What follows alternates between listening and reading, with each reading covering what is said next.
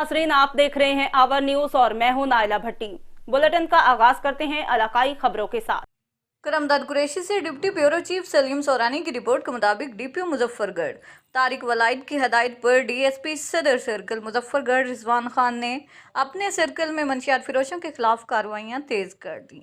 गुज़श्ता रोज मुखबरी पर थाना Khangarh police SHO मुरीद Hussain, sub inspector Bashir Ahmad, sub inspector Javed ने कांस्टेबलान के हमरा तहसील समंदरी के रिहायशी रईस अहमद जुबैर अली से 3 किलो से जायद चर्स बरामद करके मौके पर गिरफ्तार कर लिया।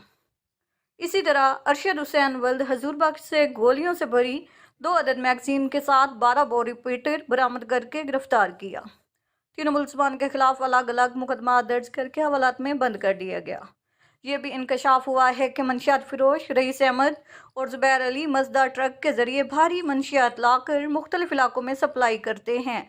डीएसपी सदर रिजवान खान ने सहाफ़ियों से गुफ्तगू करते हुए कहा कि मंशियात फिरोश अनासिर मुल्क कौम के मुस्तकबिल के बदतरीन दुश्मन हैं, जो किसी रियायत के मुस्तहिक नहीं।